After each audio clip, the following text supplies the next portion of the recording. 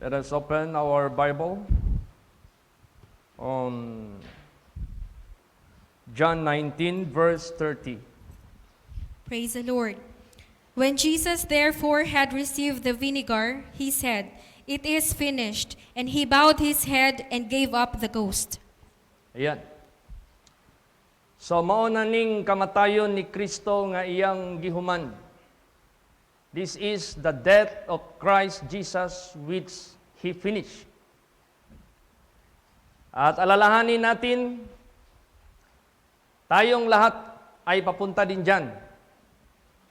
We are bound to that death because it is appointed unto man once to die, after this the judgment. No one can escape from it. Walang makakatakas sa appointment ng bawat isa sa atin. But, ang tanong dito, ano ang tinapos ni Kristo? Hanggang ito ay dinala niya hanggang sa kanyang kamatayan. Of course, kung ano yung ginawa mo, sinimulan mo, yan din ang tatapusin mo.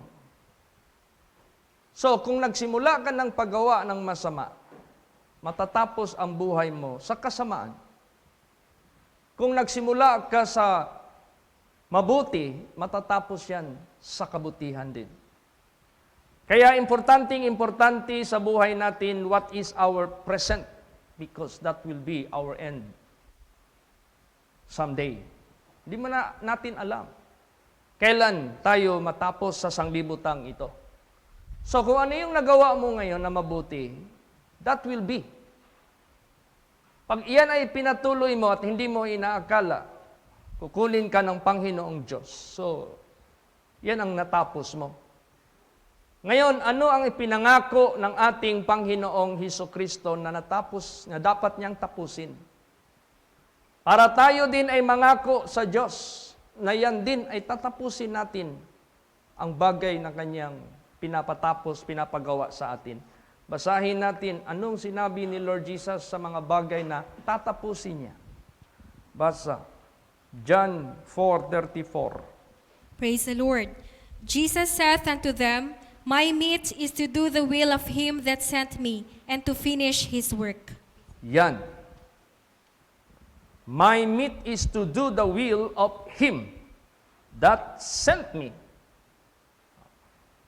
Pag sinabing meat, yan yung magbibigay sa atin ng kalakasan. So, pinapalakas mo ba ang sarili mo intentionally to do the will of God? O nagpapalakas ka sa sarili mo para sundin mo ang iyong gusto na makatao, makamundo, hindi maka-Diyos, makasalanan. So either of that. So ang ating Panginoong Hesukristo, sabi niya, my meat is to do the will of Him. So pinapalakas niya ang kanyang sarili, binubuhay niya ang kanyang sarili to do the will of God. So ganun din sa buhay natin. If we have the intention to live here on earth, then it got to be for the reason na magawa natin ang will ng naglalang po sa atin. Ano pa? And we have to finish that. And to finish His work, meaning to say, ang buhay ng ating Panginoong Hesukristo, nung nabubuhay pa siya dito, ang will of God ang ginagawa niya. Hanggang sa kanyang kamatayan, ang gawain ng Diyos ang nangyari at tinupad sa kanyang buhay. Ibig sabihin niyan, He let God work in His life. Di ba meron ditong isang versikulo, it is God that worketh in you. Ang tanong, is that true to your life? Totoo ba yan sa buhay mo? That it is no longer you that work in your life, but it is God that work or working in your life. Kaya, therefore, sa buhay natin, we have to be honest within ourselves. Maging honest tayo sa bawat isa sa atin, or else you are deceiving your own self. So, tanong, is it God that is working in you? Is it the will of God that you do? Is it the will of God, the reason that you want to live? Ang alang-alang ba sa kalooban ng Diyos kaya gusto mo pang mabubuhay? Hinahayaan mo ba ang gawa ng Diyos na siyang matutupad sa buhay mo? Yan ang mga tanong na kinakailangan nating sagutin honestly. Kung hindi pa yan fix sa buhay mo, you have to fix it before it is too late. Because that is only the way for you to have victorious death. Praise the Lord! Yan lang yung pamamaraan na magkakaroon ka ng katagumpayan o matagumpay na pagtatapos ng buhay mo sa sanglibutang ito. Because whether we like it or not, we are not forever here on earth. Hindi talaga tayo forever sa sanglibutang ito. But there is a life na i-spend natin which is unending. Meron life na i-spend natin which is infinite, eternal, forever. At yan yung gusto ng Diyos sa buhay natin na paghandaan natin. That is the reason why nagpakatawang tao siya, nagpakamatay siya, lahat na-resurrect siya, nangako siya, na babalik dito, kukunin niya tayo. Lahat napapaloob lahat dyan. Ang lahat ng ginawa ni Kristo sa mundong ito. Para lang tayo makahanda sa buhay na yan na walang hanggan. So, my meat is to do the will of Him that sent me and to finish His work. Pero, habang ginagawa niya ito, He struggled. Tayo. Maniwala man kayo sa hindi. Kung gawin mo yung kalooban ng Diyos at hindi ang iyong sarili, you will be struggling. Why? Eh kung dito sa politika may opposition.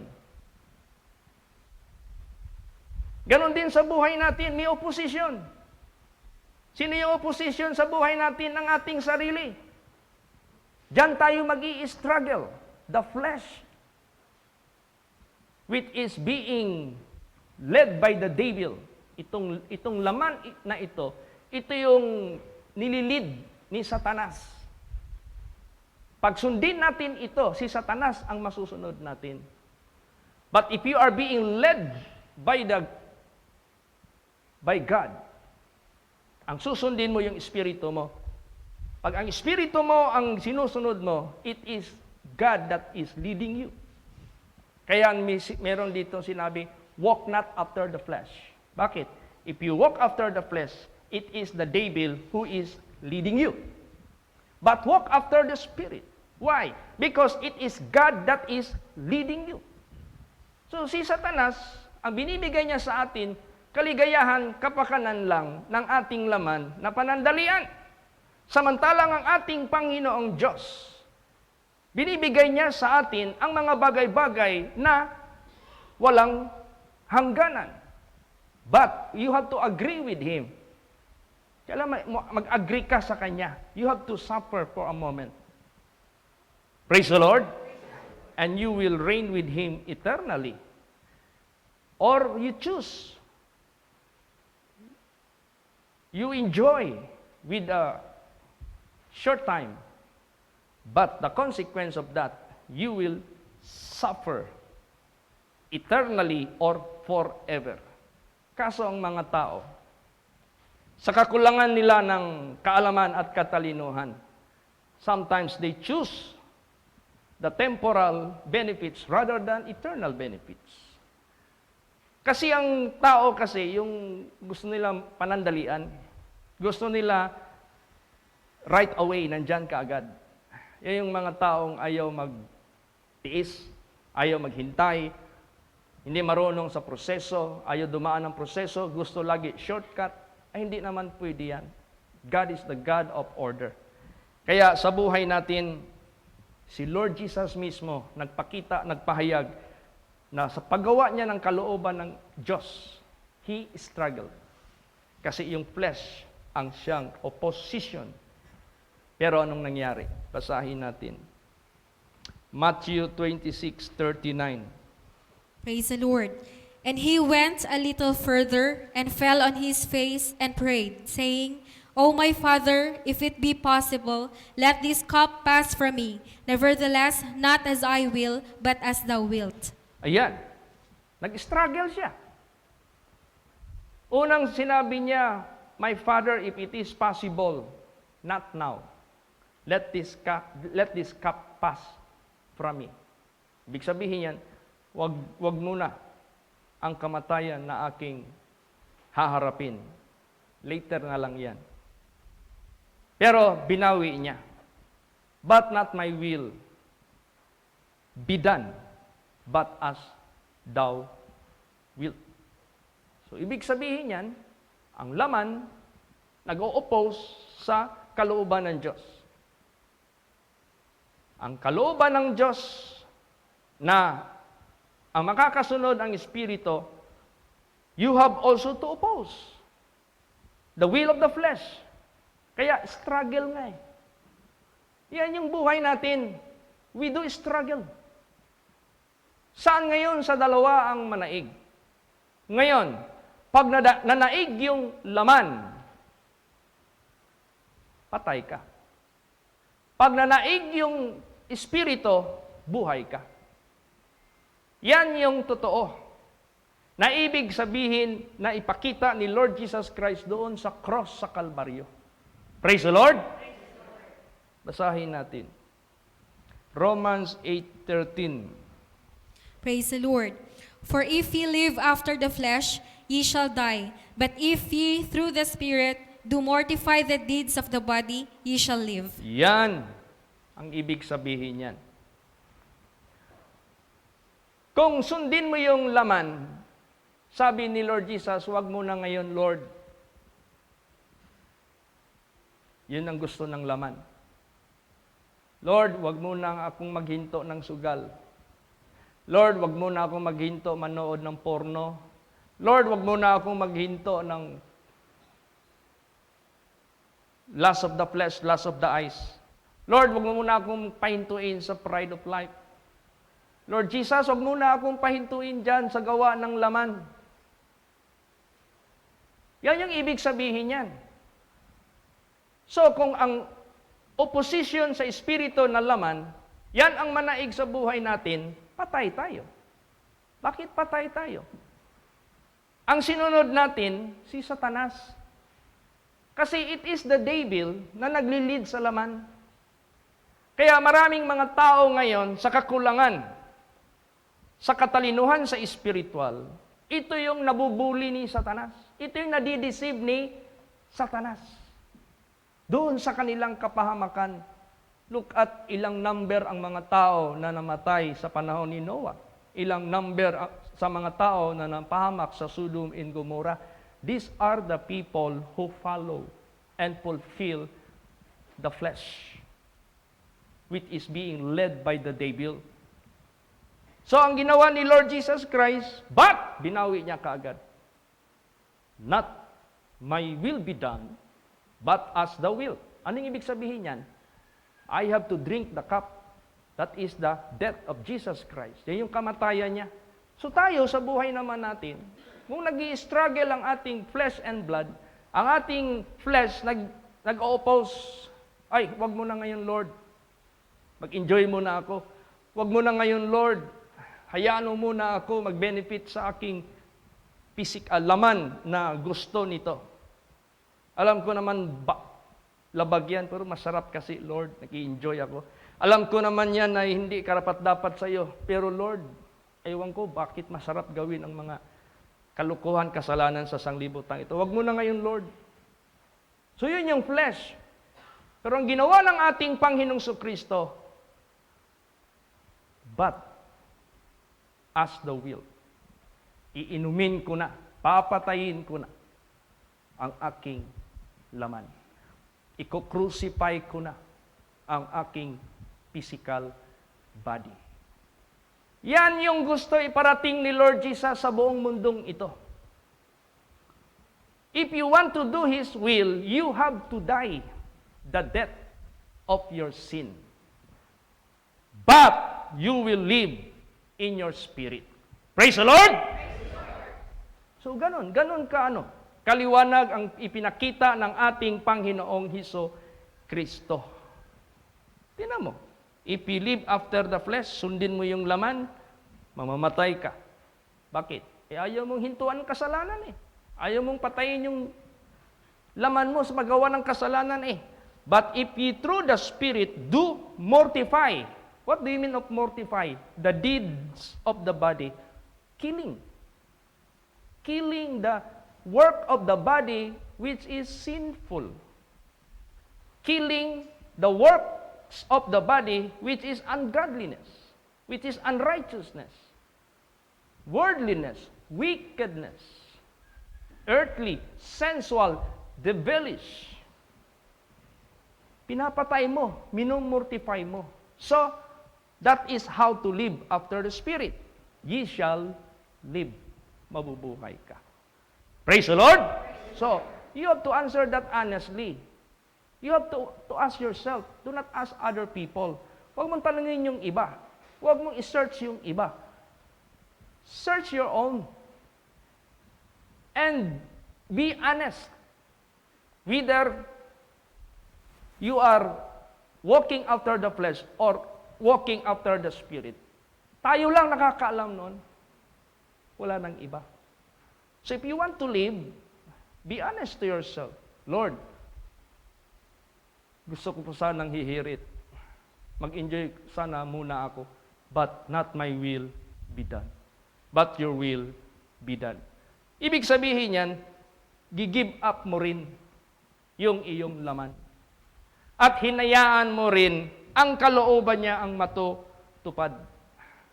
So, hindi ibig sabihin, it is finished.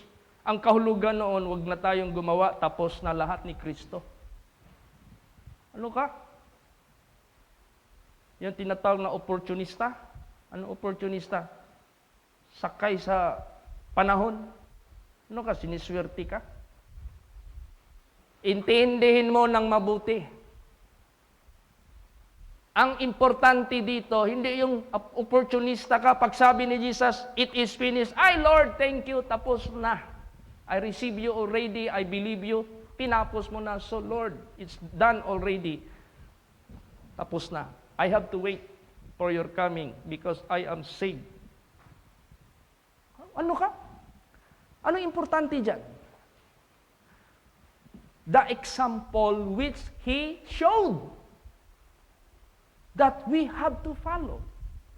Yung ehemplo ni Kristo na ipinakita niya sa atin na dapat nating susundin, that is the most important part. Katulad niyan, it is finished. How He finished? Sa paggawa ng kalooban ng Diyos. What else? The work of the Lord, tinapos niya. Yun ang example na makuha natin na kung sundin natin yan, 100% ligtas tayo. Hindi yung opportunista ka. Kahit nandiyan ka sa worldliness, nandiyan ka sa ungodliness, nandiyan ka sa filthiness, lahat angkin mo na sa sanglibutang ito. Pride of life, lust of the flesh, lust of the eyes. Tapos sabihin mo, Lord, it is finished ha. Mababayan na imong giingon, Lord. Bantay ka, Lord. Di ganinin mo na tumano. Muluod na kunin mo, Lord. Basta, Lord, it is finished. Eh, opportunista ka. Sakay ka kaagad sa panahon. Hindi mo alam what is the real purpose, why He did it. Hindi naman kailangan siya magpabaptize. Hindi naman siya kailangan mag-suffer. Hindi naman siya kailangan magpa-crucify. Hindi naman siya kailangan ma-resurrect. Hindi naman, He's still God. But He did it as an example. Praise the Lord. That we must and we should follow the example. Basahin natin yan. 1 Peter 2:21 hanggang 23. Praise the Lord. For even hereunto were ye called, because Christ also suffered for us, leaving us an example that ye should follow His steps, who did no sin, neither was guile found in His mouth, who, when He was reviled, reviled not again. When He suffered, He threatened not, but committed Himself to Him that judgeth righteously. Yan. Nagbigay ang ating Panginoong Hesukristo ng emplo. para sundin natin. Hindi kay ginawa niya ang lahat ng mga bagay na ito, din sakay ka kaagad. Without following His footsteps. Or else, what footstep did you follow? Iba pala ang footstep pinapalo mo, tapos sakay ka kaagad sa it is finished. Ligtas ka na kasi tapos na. Lord, hindi ko nadagdagan yan. Hindi ako gagawa ng ano paman. You have done already for me. No. Hindi yan ang totoo. Kaya, therefore, sa buhay natin, we have to follow His steps. And what are those steps? Who did no sin. Because, if you do that, and you end your life, walang kasalanan. Hindi ka man gumawa ng kasalanan, tatapusin mo rin na wala kang kasalanan. Praise the Lord! Yan yung kamatayan ni Kristo. Neither was guile found in His mouth. He is very much concerned and very careful what He utter. Careful siya sa lahat ng kanyang sinasabi. Or else, baka maya-maya, that will become a wrinkle. That will become a spot. So careful siya.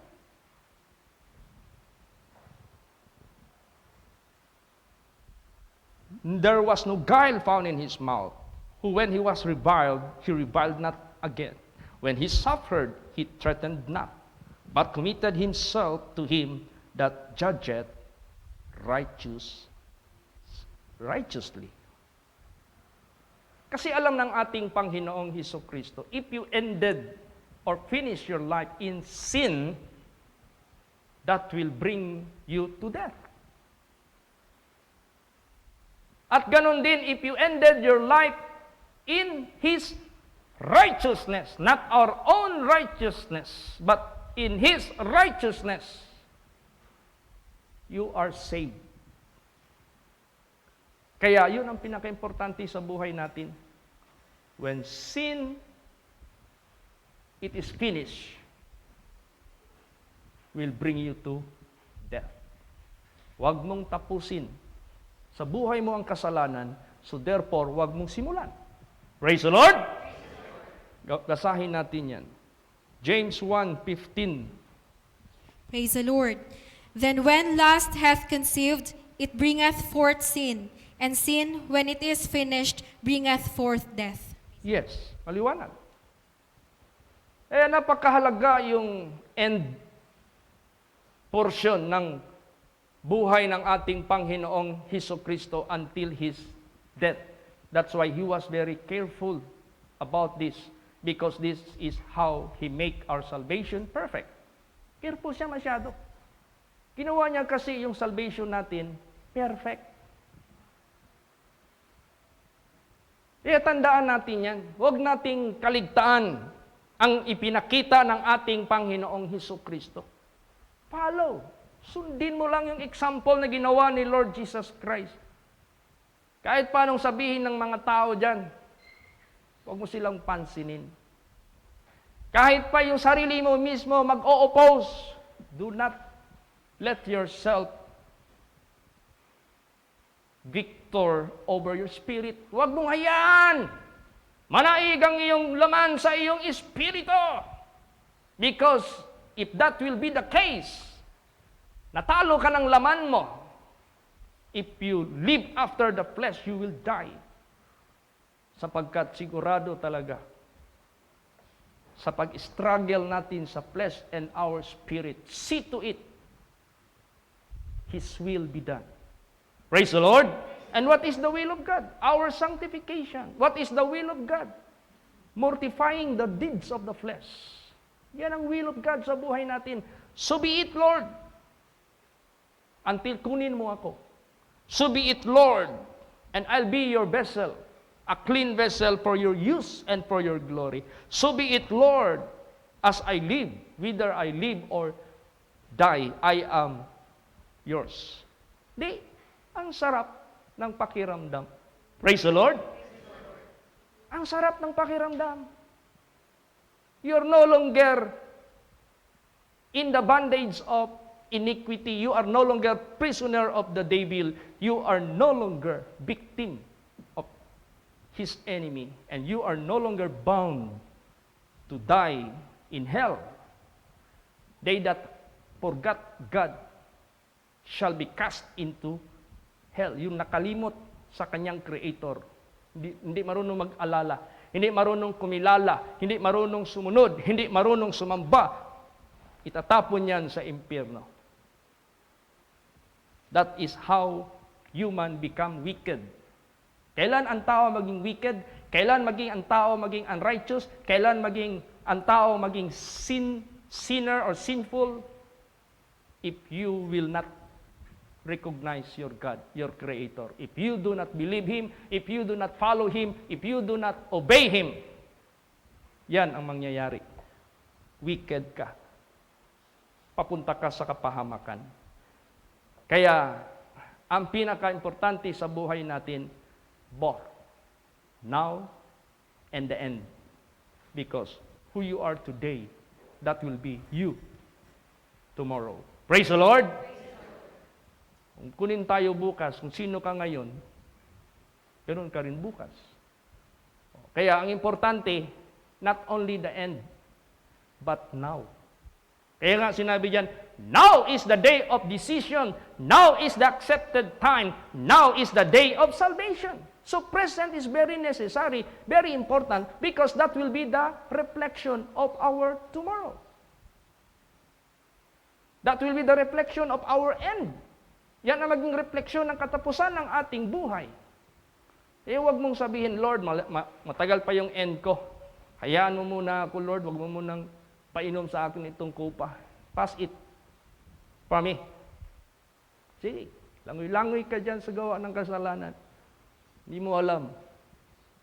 Si Satanas, haharbesin ka na ni Satanas. Kaya nga sabi ni Lord Jesus kay Peter, Peter, Satan want to have you and sift you as a wheat.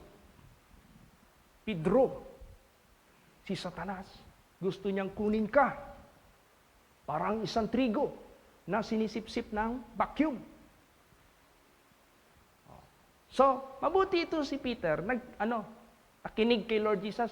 Ito si Judas Iscariot, how many times already being given warning by our Lord Jesus Christ, he did not take heed.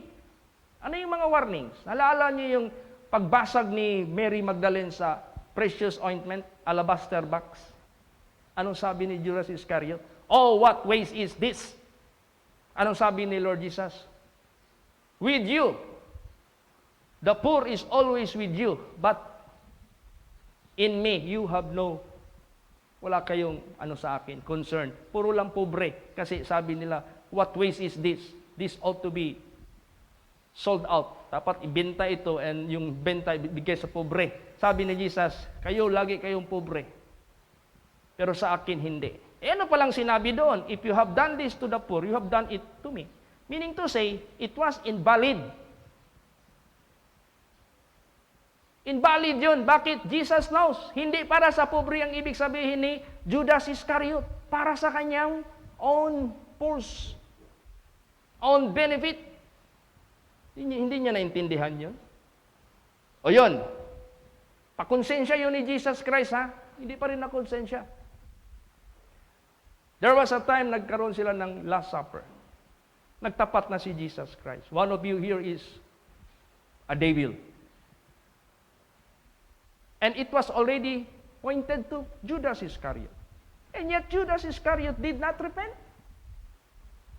Ayaw pa rin. Katulad nito, itong Word of God. Hindi ko man alam what you are doing. Lagi kang natatamaan sa Word of God. You keep on avoiding. You are keep on neglecting. You are keep on disregarding.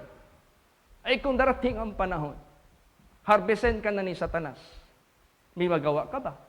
Wala. Kaya nga the Bible says, if you are often rebuked and harden not your neck, you will be destroyed without remedy. So ibig sabihin yan, do not abuse the grace of God. That's why Paul said, do not abuse. Do not receive the grace of God in vain. Now is the day of decision. Now is the accepted time. Now, meaning to say, God would like to make you clean for His use. Praise the Lord! Para yung the rest of our life will be given to Him. Para mabigay natin yung nanatili nating buhay dyan sa mundong ito, maiaalay natin sa Panginoon. And it is a great privilege for everyone na maging kabahagi ka sa kingdom of God, sa gawain dito sa sanglibutang ito, whether dyan sa material side o dito sa spiritual side. That's why the Bible, it is being declared in 12 tribe of Israel. There are workers of material and there are workers of spiritual. But both of these are entitled to inherit the kingdom of God. O saan ka ngayon dyan? Are you a vessel for that purpose? O be clean. Maglinis ka. Sabihin mo sa Panginoon, Lord, not my will be done, but thy will be done. I will accept this death that I'm going to die. O ano yun? Patayin mo na yung mortify mo na yung deed of the flesh. Mabuhay ka na sa kalooban ng Diyos. Mabuhay ka na sa kanyang work. You let God work in your life. Praise the Lord! So, importante. Kung saan ka matumba, doon ka na madatnan sa kahatulan. Basa. Ecclesiastes 11 verse 3. Praise the Lord. If the clouds be full of rain, they empty themselves upon the earth. And if the tree fall toward the south or toward the north, in the place where the tree falleth, there it shall be. Yan. So, no one can escape. If the cloud be full of water, they shall empty themselves to the ground. Pag yung ulap mabigat na, puno na sa tubig, medyo maitim-itim na, bibigat yan. Ibabakanti niya yung sarili niya, papunta dito sa lupa. Yun ang buhay natin. Pag makita mo yung tao na luspad na, lagom na, tapos talagang will na ng Diyos na papahingahin, tapos malamig na. Yun yung nangyari sa buhay ni Brad Piling. Pinuntahan ni Sister Rose Butwasan, binisitahan niya doon. Malamig na. Pagtingin niya sa kuko, violet na. Para nang yelo yung temperature doon sa paa. Pero buhay pa. Naprehan ko pa. Nakasagot pa. Last ano na niya yun? Yung last effort. Sabi ko, kumusta na Brad Piling? Hindi ko man alam anong status niya. I thought it is just a ordinary sickness. Sabi niya, sakit ako kalawasan, sakit ako likod. O sige, mag-ampo ta. Nag-pray ako sa kanya, not knowingly, it was the last moment sa buhay niya. Since that, hindi na siya nakapagsalita until wala na. He passed away. See? Yan yung tao. Babalik ka kagad sa lupa. At dito, dalawa lang ang na-mention, north and south. Because there are only two options. Whether you die in sin or you die in righteousness. Wala nang east and west. There are only two options. But only one of that, you will end your life. Isa lang dyan, saan mo tapusin ang buhay mo? Basahin yan. Ayun, yun nga, binasa na kanina. Ecclesiastes 11:3. Sinasabi dito, if the tree fall toward the south or toward the north, not end. Pag sinabing end, split, dalawa. Ore, iisa lang dyan, either sa dalawa dyan. Iisa lang ang matumbahan mo. If the tree fall toward the south or toward the north, in the place where the tree falleth, kung north man siya o south man siya, may palagay natin ang south, ito yung righteousness. Yung north, ito yung sin. Kung saan ka man dyan natumba, there it shall be.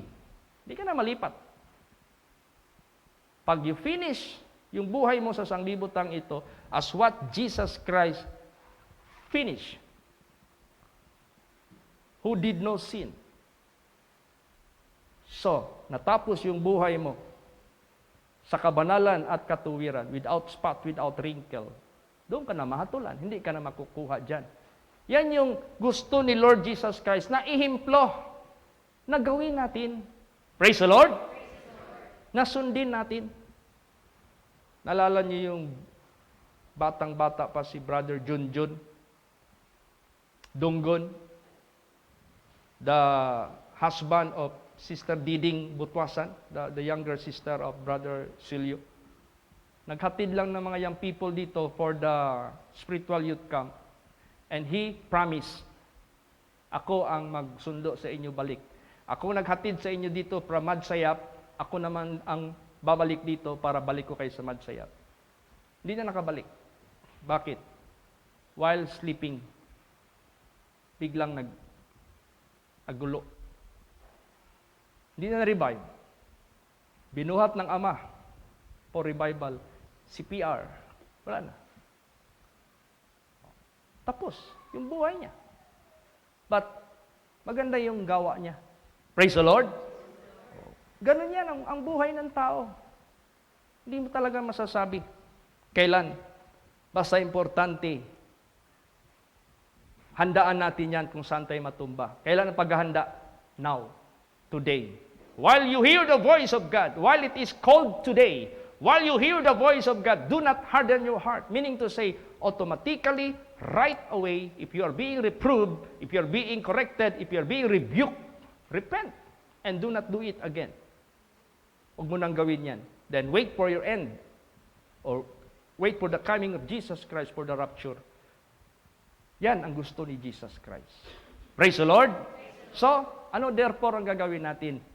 Do not err. Huwag ka nang gumawa ng pagkakamali.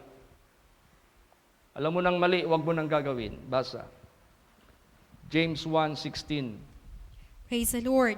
Do not err, my beloved brethren. Yes. Huwag na. Or else you will end your life in it. Baka tapusin mo yung buhay mo dyan. So to avoid it, para ma-avoid natin yan, how? Basa. Matthew 22 verse 29. Praise the Lord. Jesus answered and said unto them, Ye do err, not knowing the Scriptures, nor the power of God. Yan, walang simba-simba. Yan, walang basa-basa ng Bible. Yan, walang paki. Sa pagpakinig ng banal na salita ng Diyos, certainly, 100% you will commit wrong in the eyes of God. Ay sinabi nga dyan if the righteous are scarcely to be saved, mahirapan pa nga ang matutuwid maligtas. Kasi sasalain pa ng Diyos. Saan kaya pupulutin ang mga ungodly na walang pake? Sa pagpakinig ng banal na salita ng Diyos. Kaya nga, hindi ko na hininto itong live natin. Because this live, this was intended for the lockdown.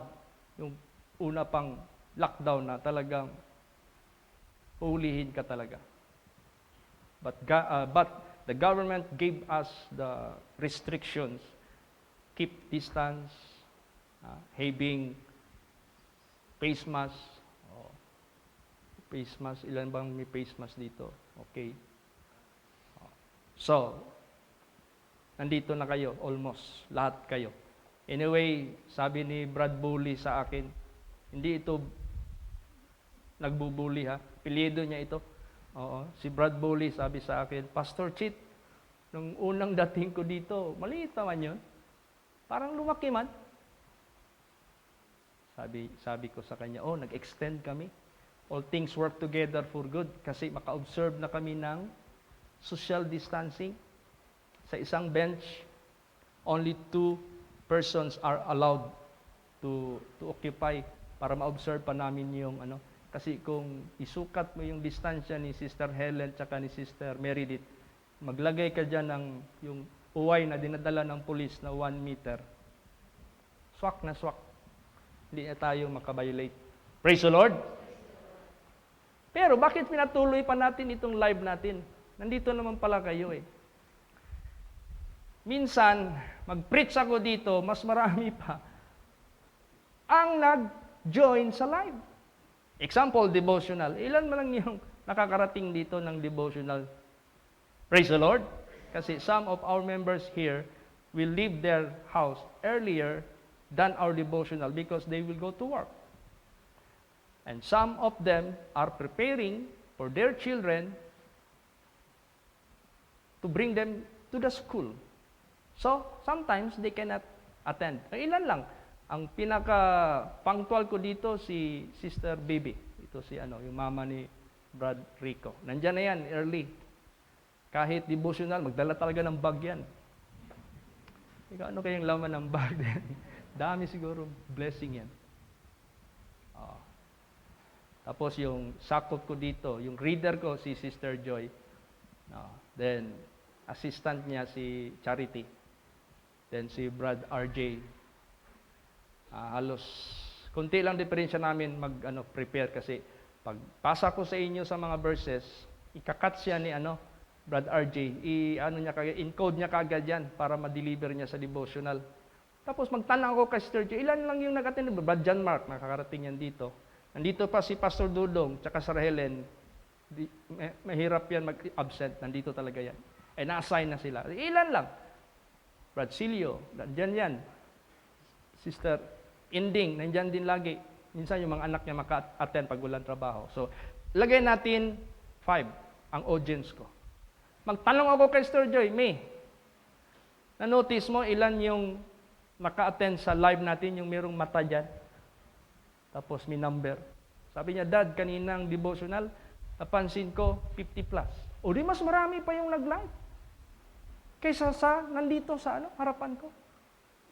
Tapos, another devotional. May ilan nag-attend? Uy, umabot tayo ng 60 plus.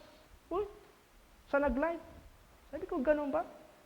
Kaya, kahit kaunti ang audience ko, nafe-feel ko na hindi in vain yung aking preaching dahil maraming nakaka-benefit. Praise the Lord! Also kaya, bigyan ng kahalagahan. You want not to commit wrongdoings in the eyes of God. Huwag kang magpakulang sa banal na salita ng Diyos. Lagi ka. Salamat ako, yung si Brad Jared, yung seaman. Na-realize niya. Yan, si Sister Delilah nandito na, by the grace of God. Anong sabi niya sa akin? Pastor Chit, simula nag-start yung internet. Ibig sabihin yan, ang ibig niya sabihin, simula daw tayo nag-live sa internet. See, through internet man talaga yan, Wi-Fi. Na-convict ako. Gusto ko nang babalik.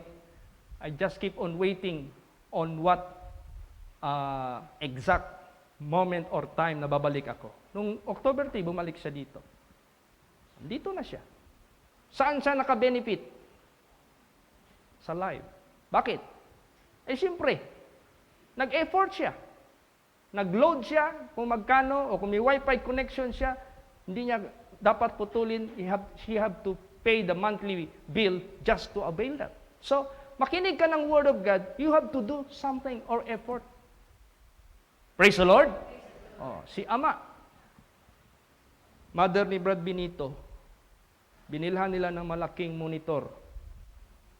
Every devotional morning, si Ama, nakita ko na dyan, pinicturean nila, nakaupo na doon sa harapan ng monitor.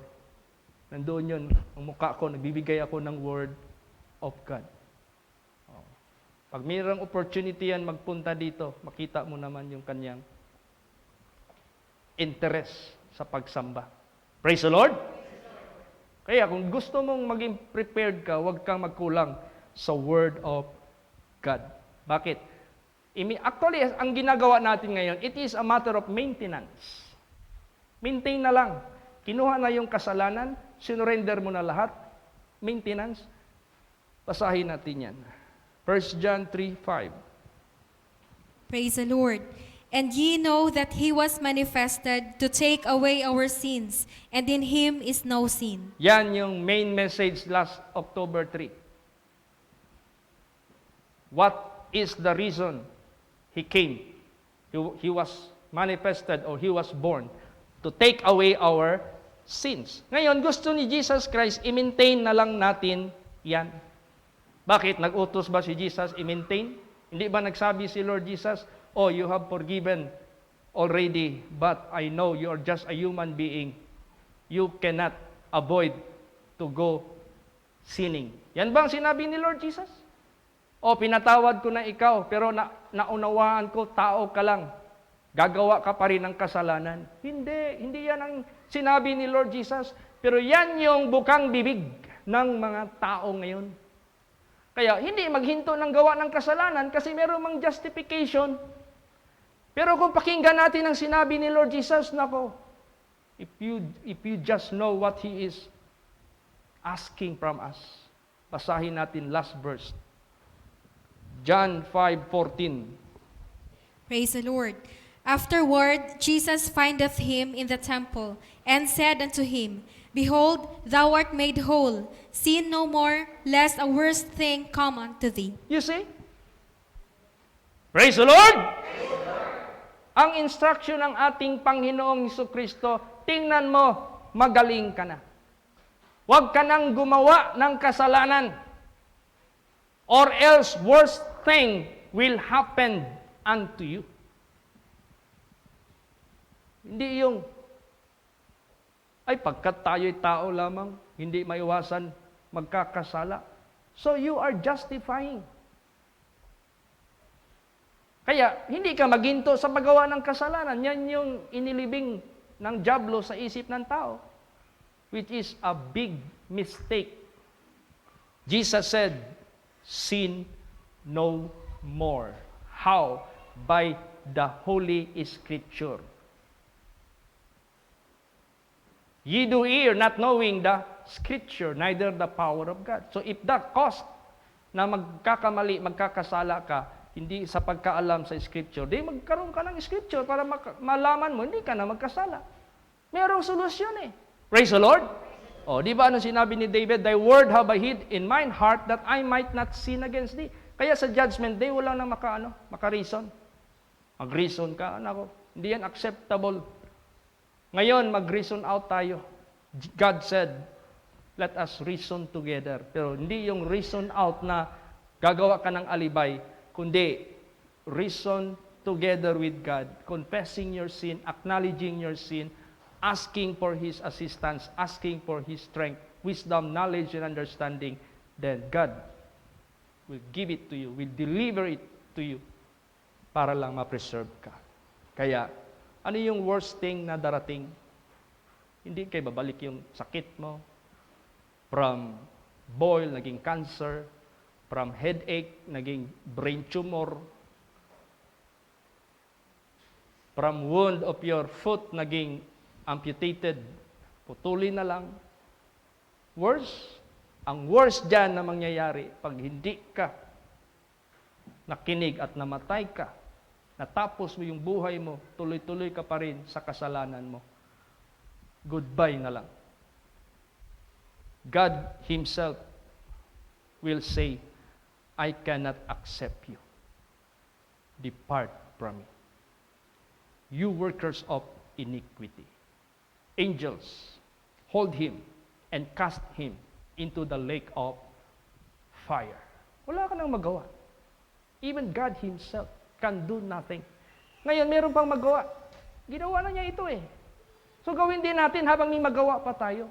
Praise the Lord! Tingnan mo nag-sharing si Lincoln. Habang nagdaan-daan ako dyan, anong lumalabas sa teaching ni Brad Lincoln dyan sa Sunday School? Siya nag-Sunday School kanina. Nakinggan ko. Sabi niya, ang tao, pag hindi nagsisi, at napasukan ng demonyo at nag-isip na mag-suicide at ayaw pa rin siyang magsisi, natuloy yung suicide. Pagdating niya doon sa impyerno, doon na siya magsasabi, sana hindi na ako nag-suicide. Hindi sana ako dito ngayon sa impyerno. Kaso, wala nang lunas. Sabi ko, wow, sa simple na turo ni Brad Lincoln, pero malakas yung impact. Praise the Lord. Kaya therefore, sa buhay natin, do not err. Sin no more. So itong pagpartake natin ng Holy Communion, this is a matter of maintaining our relationship with Him as a partakers of His sufferings in the flesh, so that we will no longer be doing sin. Hindi na tayo gagawa ng kasalanan, and we are partaker of His divine nature. Praise the Lord. If it is partakers of His divine nature, we will be His vessels for His purpose, for His use. So yung buhay natin dito will never be idling. Hindi yan magiging idle. Fruitful tayo. Marami tayong magagawa. To God be the glory. So i-pray ninyo, because I am looking forward for some visitations of our congregations na kailangan kong bisitahan. Please pray for us. And our workers, co-workers of Jesus Christ are also preparing sa mga visitations. So tayong lahat, gumawa tayo, kumilos tayo para sa gawain. Yung happy sharing, huwag niyong kalimutan to share. Palubuhin natin ang palubuhin yan, dahil there are so much to do for the Lord's work, for the Lord's glory. Praise the Lord! Magsitayo po ang lahat.